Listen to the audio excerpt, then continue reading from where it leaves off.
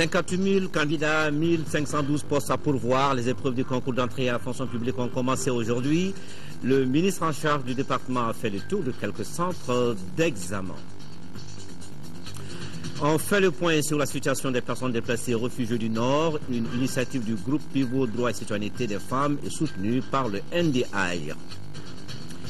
Faire du cinéma un vecteur de promotion de la paix, c'est sous cette couleur que s'est tenue aujourd'hui la 9e édition des rencontres cinématographiques de Bamako et le Festival international de N'Djamena.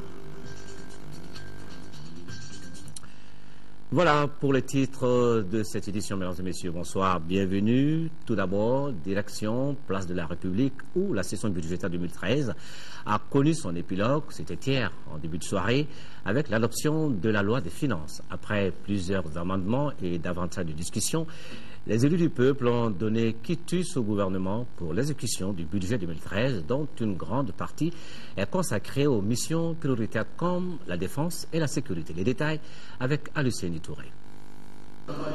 C'est avec 135 voix pour, 0 contre et 0 abstention que la représentation nationale a adopté la loi des finances 2013. Le budget d'État 2013 s'élève en recettes à 1007,080 milliards de francs CFA, soit une progression de 6,95%, et en dépenses à 1057,257 milliards de francs CFA, soit une progression de 6,94%. Le déficit prévisionnel est de 50,177 milliards de francs CFA. Si la satisfaction est en fin de compte lisible sur tous les visages, les débats n'ont pas été moins animés.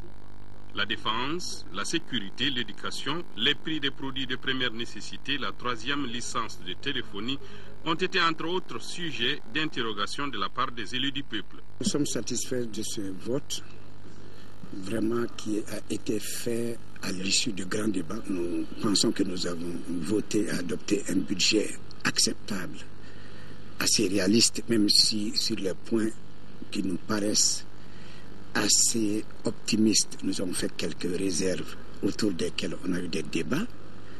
Et tout cela au regard que le budget est un acte de prévision, mais pas un acte qui consacre les états financiers définitifs. L'environnement actuel aura forcément influencé le processus d'élaboration du budget qui, somme toute, reste un budget de crise. Toutefois, l'on peut espérer une prochaine embellie. Le grand problème que nous avons eu en 2012, c'est que, à la suite des événements du 22 mars, nous avons été obligés de geler les projets d'investissement. Et en 2013, en élaborant un budget sur nos seules ressources propres, nous avons mis quand même quelques projets d'investissement, mais il n'y en a pas assez. Et donc, si les partenaires reviennent comme cela est à présent de plus en plus probable, si les partenaires reviennent, ça va nous aider à résorber le déficit et à avoir davantage de projets d'investissement. Et les investissements, c'est ça qui crée la croissance, ça qui crée les emplois. Et donc, nous comptons beaucoup sur tous les partenaires. Par ailleurs, le taux de croissance pourrait atteindre 4,4% en 2013 et l'inflation 3,9% en baisse de 2 points par rapport à 2012. Nous restons à l'Assemblée nationale où les députés s'étaient mis à l'école de la communication l'espace d'une journée. Ce samedi s'est tenu là-bas un atelier qui portait sur les techniques de communication des parlementaires avec la population à la base, occasion qui leur a permis de renforcer leur capacité en matière de stratégie d'échange. C'est un reportage de Agali Aguissa. La diffusion des messages obéit à des principes de communication. C'est conscient de cela que les députés ont pris part à cet atelier sur les techniques de communication des parlementaires avec les populations à la base. Un thème qui intéresse les participants à plus d'un titre. Savoir communiquer ou apprendre à communiquer avec ces populations en prenant en compte leurs préoccupations doit être vraiment le sacerdoce de tout député. Parce que s'il y a une crise entre le député aujourd'hui et la base, c'est sûr que le problème de communication en est un. Les travaux de la journée étaient axés sur les différents aspects et les objectifs de la communication. Il s'agissait donc de définir les objectifs et appréhender les principaux éléments de la communication. La maîtrise de ces instruments permettra aux élus de la nation d'informer et d'identifier les préoccupations des populations. Cet atelier vous permettra d'appréhender les enjeux de la communication et le développement personnel, l'esprit d'équipe sera renforcé et vous aurez une bonne connaissance de la communication, de sensibilisation et une bonne connaissance des besoins des populations. La formation initiée par la Commission des finances de l'économie du plan de l'Assemblée nationale est assurée par le cabinet Africa Solutions RH. En 4e région, ce sont des militaires de rang et des sous-officiers de la zone de défense militaire de Ségou qui bouclaient une formation de spécialisation dans les différentes armes collectives. Après la session, ils ont reçu hier leur attestation de fin de stage et c'était lors d'une cérémonie qui a enregistré la présence des autorités militaires. Correspondance de Candice Silla. Ce sont 80 éléments composés de sous-officiers et de militaires de rang à recevoir leur attestation de fonds de formation sur les différentes armes collectives. À l'issue de cette formation de 50 jours, ces éléments des forces armées et de sécurité du Mali sont désormais aptes à faire face à leur mission régalienne de défense de la patrie, selon l'adjoint au commandant des zones militaires de Ségou. Du royaume du Ghana à l'empire Songhai, en passant par l'empire du Mali, ce sont des valeureux combattants qui ont marqué l'histoire de ce grand pays qui est le Mali. Nous qui sommes devant cette histoire, pouvons-nous être fiers de nos aïeux? Je dis non, tant que le Nord n'est pas reconquis. Outre ces attestations, les meilleurs soldats, meilleurs sous-officiers et aussi les meilleures unités ont été récompensés. Une manière aussi d'encourager l'excellence au sein des forces armées et de sécurité. À chaque niveau, il faut écouter et exécuter les ordres de tes chefs. Et être meilleur dans ce que tu fais. J'ai une dizaine d'éléments dans cette formation. Et je vous assure que la formation qu'ils viennent de recevoir est la bienvenue.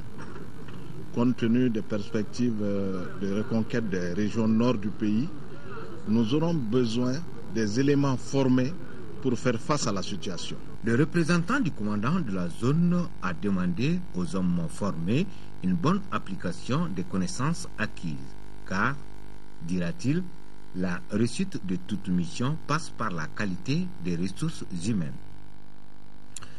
Le ministre du Travail, de la fonction publique et des relations avec les institutions, Mamadou Namori Traoré, était ce matin dans quelques centres d'examen du concours direct de recrutement dans la fonction publique session 2012. Ils sont plus de 58 000 candidats à concourir pour 1512 postes et ça se passe dans 5 centres, Bamako, Kaï, Sikasso, Ségou et Mopti. Aujourd'hui, 7736 candidats ont concouru pour le poste d'attaché d'administration dans la spécialité secrétariat. Il y avait donc pour cela 40 places. Constat, pas de problème majeur, sauf à l'ESIK où le manque de salles de classe se posait. Reportage Aguibou Koulibaly. Les candidats au poste d'attaché d'administration dans la spécialité secrétariat ont donné le ton au concours direct de recrutement dans la fonction publique en abordant ce matin les épreuves dans les différents centres. Suivant de près comment les choses se passent des autorités administratives et scolaires avec à leur tête le ministre du Travail, de la fonction publique et des relations avec les institutions a sillonné quelques centres d'examen pour constater le bon déroulement des épreuves. Le lycée Ba Aminata Diallo a été le premier centre visité par la délégation. Ici, devant les candidats et les surveillants, le ministre Traoré a ouvert l'enveloppe scellée contenant la première épreuve. Elle portait sur la rédaction administrative.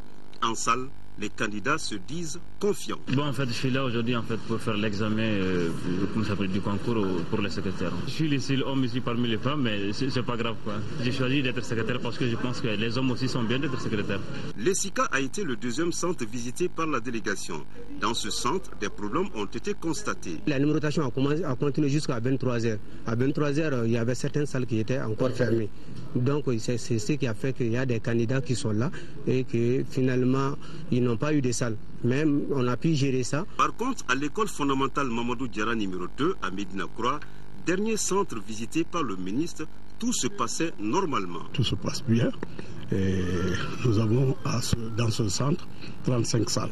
Et à l'heure où je vous parle, je crois que tout le dispositif est sur place. Ce que j'ai à lancer aux candidats, évidemment, c'est de compter sur leurs propres forces. Les temps où on pouvait faire autre chose, ça c'est révolu. Pour le ministre, pas de négociation. Seuls les meilleurs seront admis à ce concours. Nous allons choisir les meilleurs des meilleurs des meilleurs, comme je l'ai dit, parce que pour 1512 postes, il y a 58 000 candidats. C'est des chiffres effrayants, pratiquement. L'emploi public n'est pas la solution à l'emploi des jeunes. C'est une goutte d'eau. Il faut qu'on sache que tout le monde se mobilise. Le gouvernement, l'ensemble des institutions, les collectivités locales, le secteur privé, pour qu'on trouve des solutions à l'emploi des jeunes. Il faut souligner que le concours se poursuivra jusqu'au 31 décembre pour les autres corps à travers les différents centres. Lead Pharma, c'est le nom du label de formation dont le lancement des activités a eu lieu aujourd'hui ici à Bamako. Les initiateurs de ce label déclarent vouloir contribuer de manière efficiente à la formation professionnelle continue des pharmaciens, mais également de leurs collaborateurs. Adama Kodjo. Le label Lead Pharma qui vient d'être lancé vise à assurer aux pharmaciens et aux autres membres de l'équipe une formation professionnelle continue. Il met à leur disposition un programme complet de formation intitulé « Les métiers de pharmacien d'officine de A à Z ».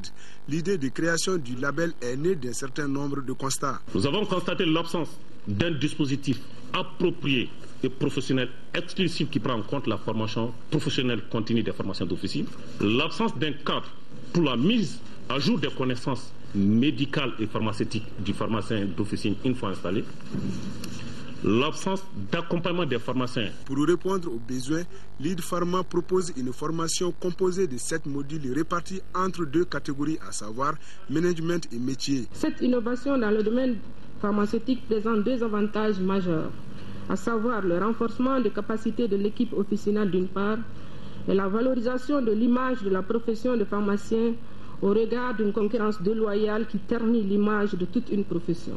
La formation continue des professionnels est un processus incontournable dans un monde en pleine mutation socio-technologique. Tous les professionnels de la santé, en particulier les pharmaciens d'officine, sont confrontés en permanence au progrès scientifique et à l'évolution de l'environnement de leur métier, d'où la nécessité de ces formations. C'est pourquoi les pharmaciens réunis aux États généraux ont recommandé à ce que la formation continue soit d'une exigence pour tous les pharmaciens et leur personnel à partir de 2013. Outre le Mali, Lead Pharma Formation intervient au Sénégal.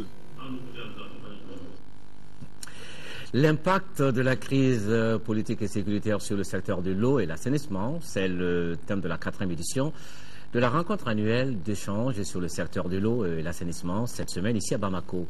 La rencontre d'une journée a favorisé les échanges sur les contraintes que rencontre le secteur.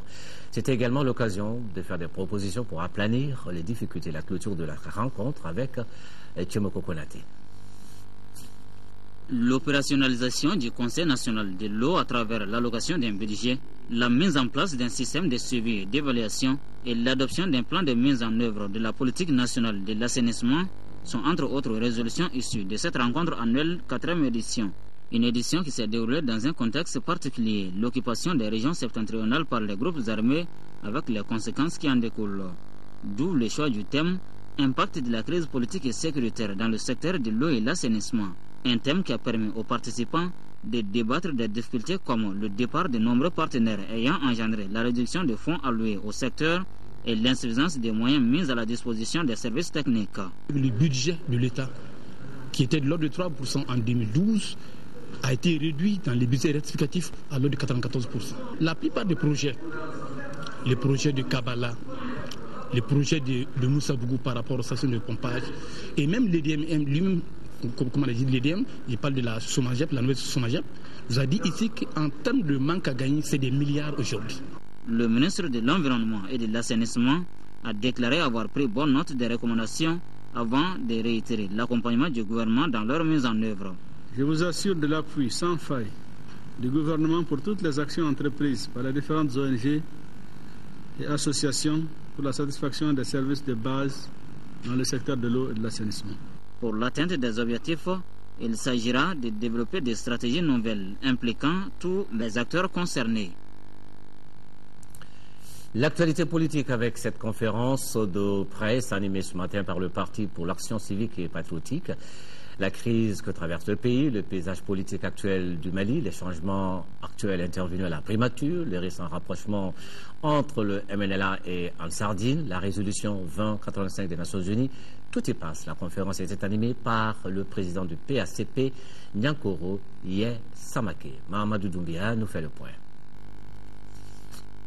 Discuter sur la situation actuelle du Mali, parler du départ de l'ancien Premier ministre Cheikh Modibo Diarra et la nomination de Django Sissoko en lieu et place, parler de la résolution 2085 du Conseil de sécurité des Nations Unies, le protocole d'accord récent entre le MNLA et Ansardine, voilà la quintessence de cette conférence de presse animée par le Parti pour l'action civique et patriotique PACP. Nous avons insisté sur le fait que le Mali et les Maliens sachent que nous ne pouvons qu'émander notre voie de sortie de cette crise.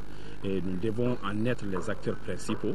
Au cours de cette conférence, les journalistes ont posé des questions concernant par exemple la priorité entre les élections, la libération des régions du Nord et l'organisation nécessaire de concertation permettant au peuple de débattre de l'avenir de notre nation et à l'armée de jouer pleinement son rôle.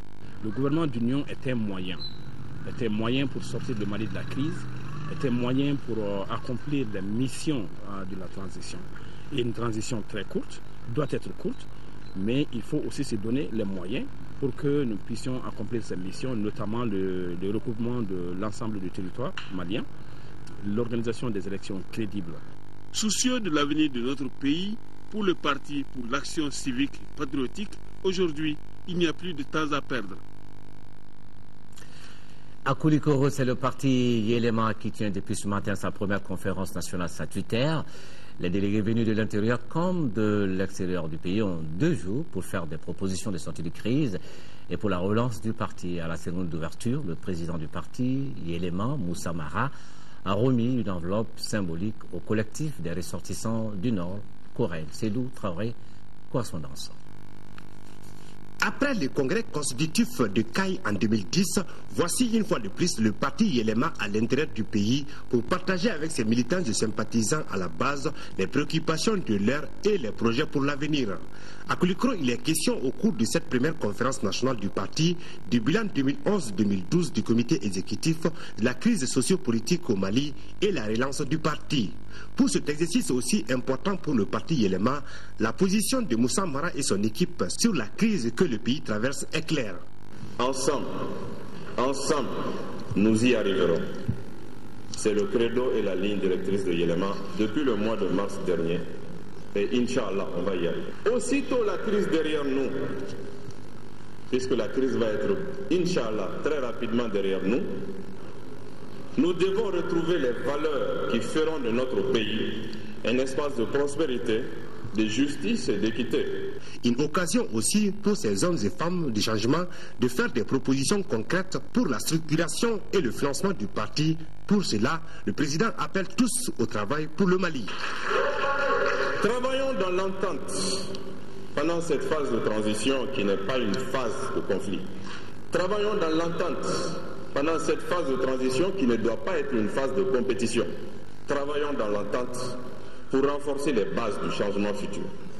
Faisons en sorte que nos autorités soient accompagnées pour qu'elles gardent les idées et la ferme volonté de sortir le Mali de l'ornière. À l'ouverture des travaux, les partis amis ont félicité le choix des thématiques et ont aussi affirmé leur accompagnement pour un Mali de justice et de paix. Ces assises seront sanctionnées par des conclusions et des recommandations avec la prise en compte des objectifs majeurs de la transition. Forum sur la situation des personnes déplacées et réfugiées dans des régions sous occupation.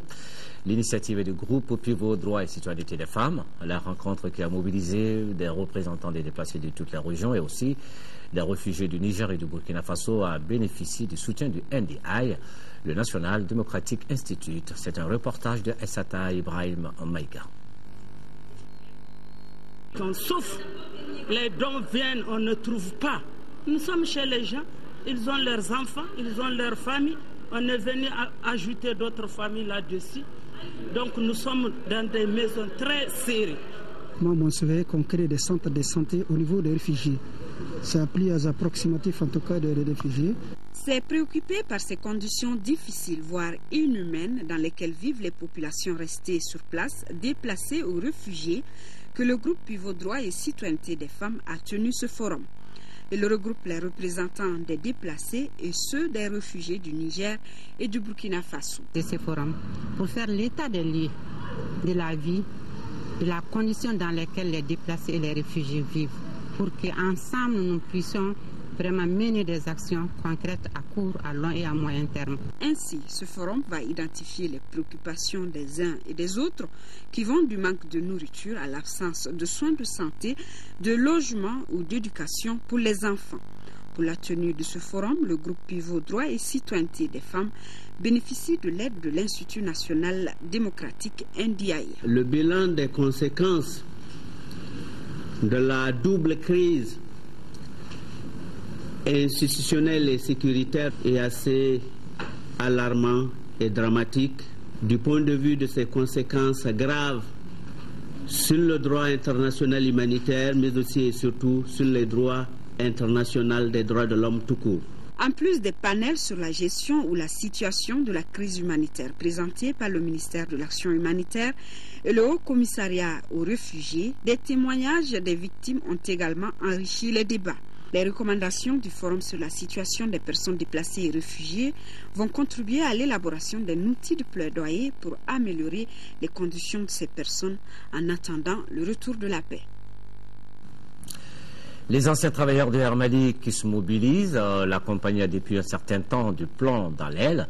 Et puisque la traversée de la zone de turbulence paraît longue, alors ces anciens travailleurs font entendre leur voix. Au cours de leur assemblée générale tenue aujourd'hui même, ils ont demandé aux autorités maliennes de voler au secours du transport aérien dans notre pays. Un reportage de Daouda Sidiki Diarra. Depuis un certain temps, la compagnie Air Mali traverse une zone de turbulence qu'elle n'a jamais connue de son histoire. Pour sa survie et la promotion du transport aérien dans notre pays, les anciens travailleurs de cette compagnie ont formé une chaîne de solidarité afin de lancer un cri de cœur aux autorités maliennes au cours d'une assemblée générale statutaire. Cet acte est un devoir de mémoire, ont-ils affirmé. Nous voyons que si nous ne faisons pas attention, Air Mali risque de disparaître complètement. Il y a eu pas mal d'évolutions depuis les premières années. Maintenant que tout est privatisé, c'est maintenant un problème d'argent. Il faut se battre sur tous les fronts. Il faut trouver des solutions et penser trouver des solutions. Le ciel malien a toujours fait la convoitise des compagnies aériennes desservant la sous-région. Si l'on se réfère aux 26 premières années d'existence de Air Mali, notre pays ne peut pas se passer du transport aérien. En 1987, cette compagnie a réalisé un chiffre d'affaires de 2 milliards 600 millions de francs CFA contre 86 millions en 1961. Donc on peut dire que le processus de redressement a été réellement accompli. Air Mali a pour vocation de désenclaver l'intérieur de notre pays et de desservir les principaux pays africains et européens. Cela en favorisant les échanges. Une foire exposition pour la paix au Mali et pour le bien-être de la femme, une première lancée hier sur le terrain de basketball du quartier Mali, une initiative de ONU Femmes exécutée par l'association pour la promotion de la femme et de l'enfant au Mali et ses différents partenaires. La foire qui va se poursuivre jusqu'au 27 décembre prochain participe à l'autonomisation économique des commerçantes informelles transfrontalières. Reportage Garibou, Pérou. Organisée par l'ONG Promotion de la femme et de l'enfant au Mali, cette foire montre au public une gamme de produits artisanaux comme par exemple les produits agroalimentaires, la teinture, la couture, les perles, sans oublier les objets de décoration. Elle est du coup source de développement et source de paix. L'organisation de cette foire est le témoignage de la diversité des domaines de vos interventions. En effet, du programme des filles migrantes, en passant par la plantation d'arbres dans la cité administrative de la commune, vous prouvez à suffisance vos qualités d'ONG visionnaire. Cette foire-là, c'est venu au moment opportun et que ça plaît à tout le monde et que les gens viennent payer, les gens n'ont qu'à venir seulement passer. On est venu seulement pour ambiancer, pour donner la paix au Mali et vivre le Mali. Les femmes sont estimées très actives dans le commerce informel partout en Afrique, mais elles bénéficient moins des avantages selon les constats des banques africaines. Des études ont montré que les dynamiques transfrontalières jouent également un rôle de premier plan dans la sécurité alimentaire en Afrique de l'Ouest, particulièrement au Mali. Les femmes sont très actives dans le secteur informel et aujourd'hui, elles sont de plus en plus nombreuses à embrasser ce secteur. À cause du manque de documents sur le commerce informel, beaucoup de personnes ignorent son apport sur l'économie familiale et nationale. Et cette foire d'exposition est donc une opportunité pour les visiteurs, les acheteurs, afin de faire des échanges auprès d'une quarantaine de femmes déjà expertes dans le commerce informel transfrontalier. Comme tous les ans, à l'occasion des fêtes de fin d'année, CAI organise sa rue marchande. La tradition est respectée avec la 5e édition ouverte cette semaine. Un espace de promotion et de vente pour les commerçants, mais aussi une occasion pour les populations de CAI de faire de bons achats. La rue marchande 2012 de CAI, c'est avec la participation d'exposants venus du Sénégal, de la Mauritanie et du Burkina Faso. Correspondance de Jafar Aïdara. Cette 5e édition de la rue marchande de CAI est la volonté de l'ensemble des opérateurs économiques de CAI. Elle est à la fois une opportunité d'affaires et un espace de rencontre entre les commerçants. L'essentiel de la foire même, c'est ça, c'est une aubaine pour la population. Les prix seraient vraiment à la portée des acheteurs. Cette foire permet à la population d'avoir des produits de bonne qualité et à bon prix, aux artisans venus de tous bords d'exposer leur savoir-faire et de faire des échanges d'expériences afin de mieux profiter. La ville de CAI et sa région ont amorcé ces dernières années leur développement économique grâce à l'amélioration des moyens de communication, à savoir le réseau de téléphonie, l'aménagement de l'aéroport CAI-Dagdag, la présence de 4 mines d'or, la route CAI-Dakar et récemment l'arrivée de la zone industrielle. Il faut remarquer à cet effet que cet essor économique a considérablement boosté le commerce et du reste toutes les activités économiques de la région. Il faut dire que l'organisation de cette édition, qui prendra fin le 5 janvier prochain, illustre l'entente entre le groupement des commerçants détaillants, la coordination locale des commerçants détaillants, la coordination régionale des commerçants détaillants et le Sinacodem de CAI. Ce samedi était journée de célébration du cinéma à l'Institut français du Mali, là-bas. Était ouverte ce matin la 9e édition des rencontres cinématographiques de Bamako et le Festival international de N'Djamena. Et comme le retour de la paix dans notre pays reste une préoccupation générale, alors cette rencontre a porté le thème du rôle du cinéma dans la culture de la paix. Ce forum annuel des cinéastes est une initiative de l'Union des créateurs et entrepreneurs du cinéma en Afrique de l'Ouest, UCKO. La journée était présidée par le ministre de la Culture en présence de son collègue de l'artisanat et du tourisme. Il y avait également plusieurs autres personnalités politiques et de la société civile. Le récit de notre reporter culturel, Modibo Soare. La salle de spectacle de l'Institut français du Mali était aujourd'hui une salle obscure, car ce 22 décembre est exclusivement dédié au 7e art, le cinéma. Elle a accueilli cette 9e édition des rencontres cinématographiques de Bamako et le Festival international de N'Djamena. 2 rendez-vous en un qui se tenaient cette année dans un contexte particulier, la situation de crise que connaît notre pays. Voilà pourquoi le thème choisi était intitulé « Rôle du cinéma dans la culture de la paix ». Cette 9e édition, elle est spéciale, elle est en même temps douloureuse. Quand je dis douloureuse, c'est parce que ce que nous vivons aujourd'hui, c'est inadmissible. C'est le bilan et le rôle du cinéma dans ce pays. La première projection des 6 films programmés était ce court-métrage de 15 minutes intitulé Le Devin d'un colonina, réalisé en 1999 par Suleiman Sissé. Cette œuvre est l'histoire d'une vie, le récit d'un enfant qui n'a pas connu son père, qui a été sévré de l'amour maternel. En somme, une vie qui n'a bénéficié d'aucune assistance sociale basique. C'est plutôt un film prémonitoire. Je crois qu'il y a beaucoup d'éléments desquels notre société peut s'inspirer, doit s'inspirer pour retrouver son unité. Du point de vue artistique et esthétique, Suleiman, tel que je le connais, je sais qu'il n'aurait pas fait moins que ça. Au moment où lui faisait ce film, c'était plutôt en tant que visionnaire. Je l'apprécie beaucoup pour ça. Ce film était justement au cœur d'un débat organisé dans le cadre de cette journée cinématographique. Le devin de Nkolonina, tourné il y a 13 ans, a su susciter l'intérêt de l'assistance des cinéphiles du jour par son caractère devenu aujourd'hui une actualité.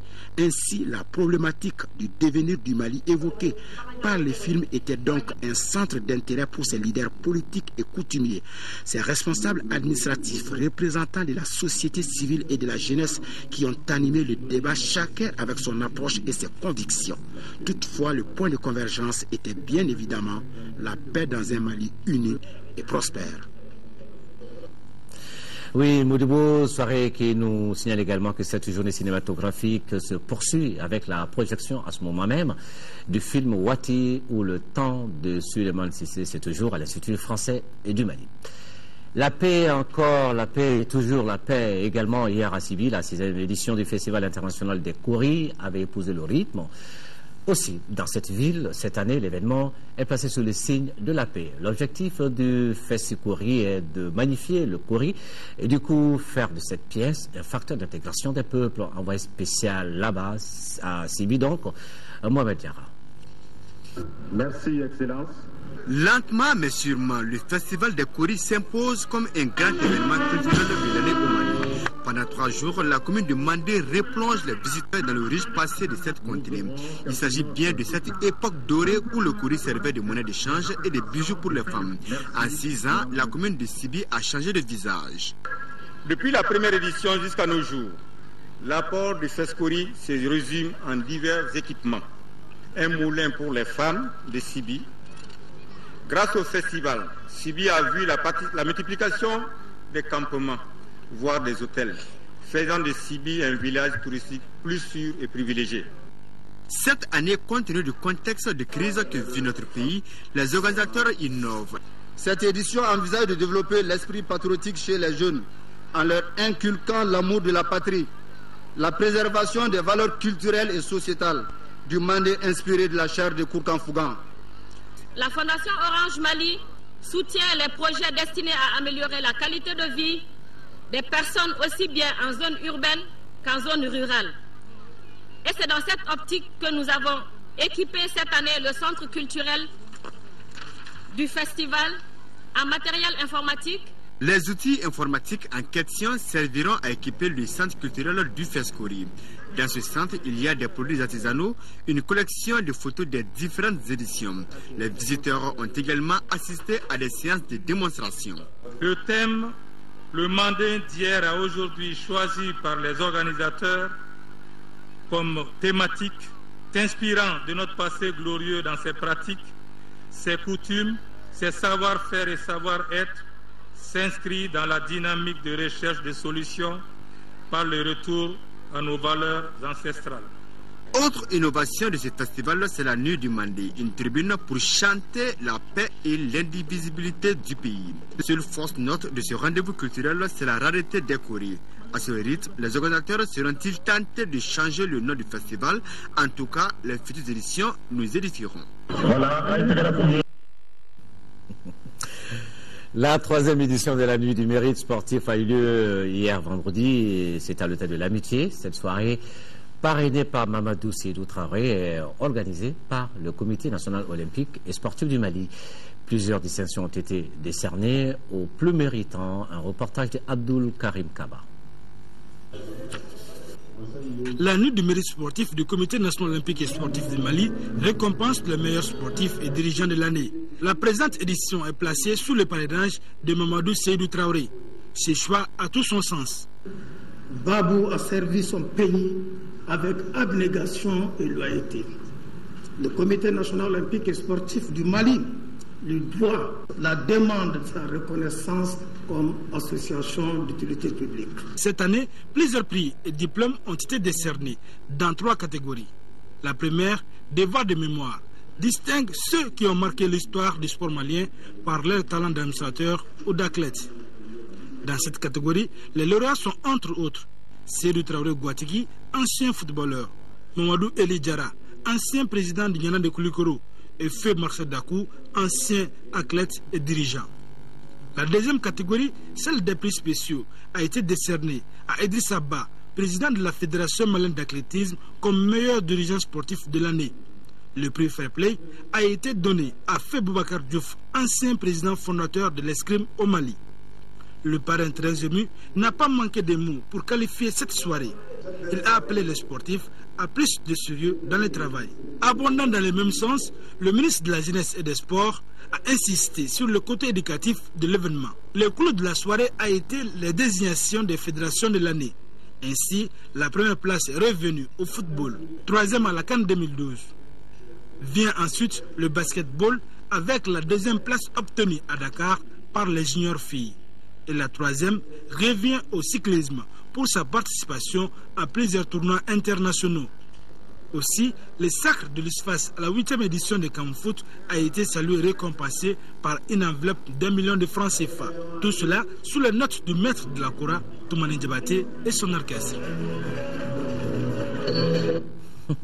Voilà, très belle soirée. Maintenant, du football, championnat national, la 5e journée, a démarré hier par 2 rencontres. L'ASCO a étrié le Nianan de Koulikoro battu 4-0. Mais le fait marquant a été la défaite du leader, les 11 créateurs de Nyarila, qui sont inclinés 1-0 face à la Somme. Les matchs se sont joués au stade du 26 mars. Al-Jumatina nous fait le résumé. Les 11 créateurs de Nyarila, leader du championnat, invaincus et impressionnants jusque-là, viennent de chuter devant l'association sportive olympique de Missira à Somme. Une contre-performance qui met ainsi fin à leur belle série après 4 journées. Vêtue de blanc-violet, la formation de Nyarila a certainement eu tort d'aborder timidement la partie, ce qui n'en est pas le cas des Oranges de Missira, qui décantent la situation quelques minutes après l'engagement. Ismaël Koné à la 6e minute marque pour la Somme. Mené pour la première fois de la saison, les 11 créateurs vont retrouver par la suite leur jeu. Sauf qu'ils ne sont jamais parvenus à se défaire du système de jeu de la Somme. Ils finissent la partie à 10, suite au carton rouge direct que prend Kola Kaimi à la 75e minute. Le reste du jeu est convenablement géré par la Somme, qui l'emporte 1-0. On avait préparé ce match-là, il fallait la victoire obligatoire, et la rage de vaincre était là. Donc surtout la solidarité dans l'effort, c'est ça qui a fait qu'on a gagné ces 3 points-là. On n'est pas vite rentré dans le match. Depuis les 5 premières minutes, on a pris les 1 but. Bon, après ça, on a essayé de se racheter, mais bon, ça n'a pas pu marcher aujourd'hui. Déjà en ouverture de cette 5e journée, le Nianan de Koulikoro en blanc était attendu de pied ferme par les pensionnaires de Korofina. La première mi-temps, s'étant soldée sans but, pouvait basculer en faveur du Nianan, qui a manqué de lucidité. Même scénario pour les Koulikorois en 2e période. Et l'association sportive de Korofina ne laissera pas passer cette opportunité. Ibrahima Dambélé à la 51e minute sera suivi de l'international Kadi Suleiman Sissoko à la 56e minute. 4 minutes plus tard, c'est au tour de Modou Mariko pour le 3e but. Puis Moussa Koulibaly à la 83e minute boucle le récital 4-0. Après un démarrage laborieux, l'ASCO avec Loupin s'offre une bouffée d'oxygène dans le classement. Et voilà, c'est ce qui met fin à cette édition. Tout à l'heure, en direct du CICB, retrouver le syndicat ORTM de l'ORTM avec la nuit de la solidarité en faveur des victimes de la crise dans le nord du pays. Donc c'est tout à l'heure en direct du CICB, le Centre international de conférences de Bamako. Demain pour le journal 13h, Amara Malé Diallo. Inch'Allah, je vous retrouve pour l'édition des 20h. Merci, excellent week-end.